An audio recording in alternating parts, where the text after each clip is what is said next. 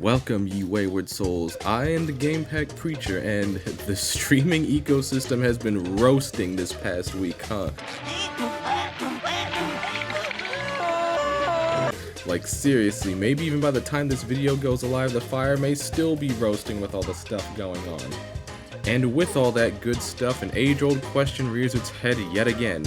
Is YouTube killing Twitch? Because in classic Twitch fashion, they follow up a decent decision with a terrible decision. And just like clockwork, everyone wants to start ringing the death bells, saying, "The ship is sinking, the ship is sinking, abandon hope, switch platforms now." Listen, y'all, I'm tired. I'm tired of this conversation, everyone trying to be a prophet, or claiming they see the writing on the wall. I may not be big myself, but I've been around the block for a minute. This isn't the first time this has happened, and it won't be the last. I am all for chasing the bag, trust me. Stream on Twitch, stream on YouTube, stream on Facebook for all I care. But switching from one platform to another isn't some end-all be-all fix. And I feel like everyone is also quick to forget that other platforms aren't all sunshine and rainbows either.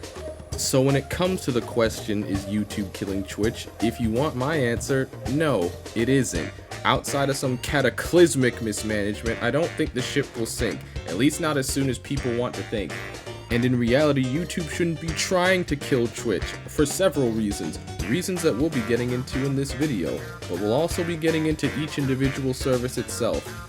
Since my main platform is Twitch, I'll mainly be focusing on that after some general bits. I've done some digging, y'all, like I've asked around, sat in spaces, researched, and it was a lot, and I don't normally do stuff like this, so buckle up, like, comment, sub, all that jazz, and let's begin this little saga with...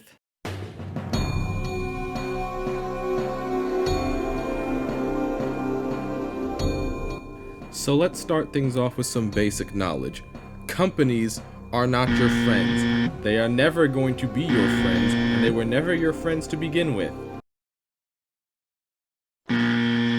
We've all heard some variations of, "Oh, we're a family," or "We're in this together. We put our customers first." It's all a sham. The only thing a business ever cares about is their profits, and a business will only care about you if you contribute to said profits. And even if you do contribute heavily, you're still relatively expendable.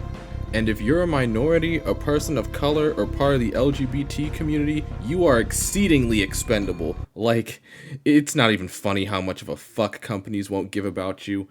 But more on topic, Twitch has really been embracing this business grindset over the years, but YouTube isn't exempt from this either. The bottom line always comes first, no matter how much they want to say or act otherwise. The shareholders must be appeased, and the corporate overlords must be sated. But even with all that knowledge, the balance between the three-ish major streaming platforms should be maintained, because as bad as any company can be in an ecosystem, a monopoly would be 100 times worse, because monopolies are bad. Like, honestly, I can't even really tell who's memeing or not, but for everyone that wants Twitch to bite the bucket, I gotta ask, do you really think YouTube being the only option is a good alternative? Yes, Twitch makes stupid decisions. Yes, their priorities are incredibly out of whack. And yes, they deserve all the flack for the previous statements, and yes, we'll be discussing that to a finer degree. But everything I just said also applies to YouTube, and YouTube also has points of criticism. But if YouTube was the only option, they'd have no reason to improve anything, because competition encourages change to happen. You may not see those changes instantly, but that looming threat of always being one-upped by the competitor usually pushes them along. Because why bother improving on anything when you're the only option? Where are you gonna go? The other guy? Oh wait, there isn't one. Not to mention they could basically make any decision they wanted, no matter how baffling it would be, and all they'd have to say to the audience is just deal with it. And if you think any companies wouldn't try anything like this, you clearly skipped the beginning of this section of the video. Here's a timestamp if you need a refresher. There are pros and cons to each of the major streaming services, and the other two will have their time on my channel in due time. But with the general stuff out of the way, let's talk about everyone's favorite purple punching bag.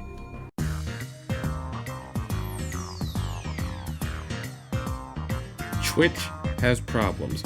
This is not hidden knowledge. If we were to discuss all their problems, we'd be here all day, but there are some major ones I do want to talk about. But let's start off with some positives, Because there are things that Twitch does genuinely right. Twitch, in my opinion, is the best live streaming service out of the three. When it comes to purely streaming, your highest chances will probably be on Twitch. The integrations Twitch has with things like chatting, functionality, and finding creators and categories are paramount. Streaming is also probably the type of content with the lowest barrier of entry. You get your stream set up, plus go live, and you're off. Social skills and comedic prowess may vary. And as far as communities go, there's something special about building a Twitch community that you don't really get anywhere else. It's kind of hard to explain in detail, but like there's just a culture around Twitch. Like there's just things that have come from Twitch that Twitch goers will just know, you know? Shout out to my little neck of the woods. You know who you are, and I appreciate the hell out of you. I've built the following I have playing obscure, old-ass games, and even now I still see new faces every now and then. And honestly, that's really cool. With that being said, however, that's kinda where the positives end. Twitch's discoverability is ass. There are a lot of different categories to pick and browse through, but when it comes to standing out in said categories, it's an uphill struggle that very few manage to surpass. Working with your content on Twitch is also ass. Managing your VODs, viewing your VODs in their crap video player is very clunky and very not fun. Twitch's enforcement of their own rules is ass. At this point it feels like it just gets randomized whenever they do end up stepping in. Granted, the machine algorithm running YouTube isn't exactly a good judge and jury itself, but that's besides the point. And this list could easily keep going, but Twitch's two biggest flaws and biggest points for its potential downfall are as follows.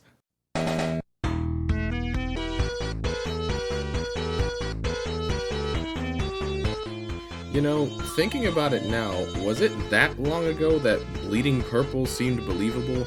Was it that long ago that we all kind of believed Twitch cared? Granted, I did say that companies don't care, and they don't, but the illusion kind of felt real if you catch my drift. Because with all their recent decisions and whatnot, it has gotten a lot of people, both newbies and veterans in the space, talking. And having embraced both my detective hat and tinfoil hat, it really seemed that at some point things were ran differently, like the atmosphere wasn't just full-on capitalism. At least according to the accounts of some figureheads and even some ex-staff members. Heck, apparently Twitch partners used to have partner managers like YouTube partners do. I didn't even know that until I started researching. But I think we can all agree that those days are long behind us. With all this ad pushing, no real protections or incentives for anyone outside the elite, and having the lowest pay split ratios of every other streaming or social service, it's not really shocking why people are all talking about switching. Granted, I do not really make money on Twitch, so the monetary stuff doesn't really affect me, but for all that Twitch demands from you for being an affiliate, and even more so if you're partnered, the incentive to stick around is diminishing, and it's diminishing fast. And with how top-heavy Twitch's ecosystem is, giving your big names more reasons to jump ship outside of the YouTube contract bags is not a good thing. Cause all that money and potential viewership isn't gonna trickle down, it's gonna follow the crowd, and that makes it harder for the people who stay or have stakes in the service. But as bad as all that is, it's not nearly as big of a deterrent as...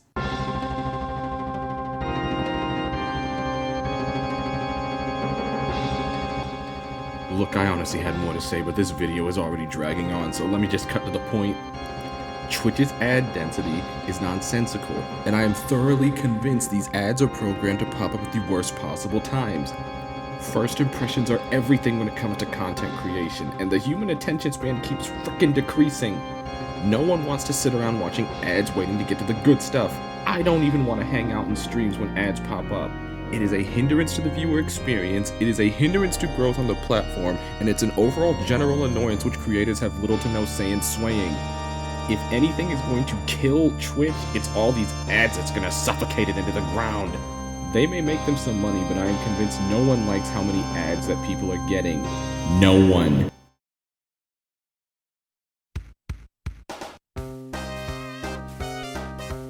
I like Twitch as a platform. I feel like a lot of people still do, and even though they deserve all the criticism, people still have communities here. I built my community here, and I enjoy streaming, but you can enjoy using something and still want it to be better. And I feel like being better is just what everyone on the platform wants Twitch to do. No platform is perfect, mind you, but when Twitch messes up, it hits them a lot harder than others. I still don't think they're going anywhere anytime soon, but accelerating the process still can't be a good business strategy. But businesses tend not to think in the long term, and how much do I really know anyway? But informed or not, I'm still here, and I'm still gonna be here preaching the good word. If you stuck it out this far, I really can't thank you enough. I hope you all enjoyed my ramblings, and hopefully you'll be around for the long run. Expect this saga to continue soon. Until then, be well, and best of luck with any of your endeavors.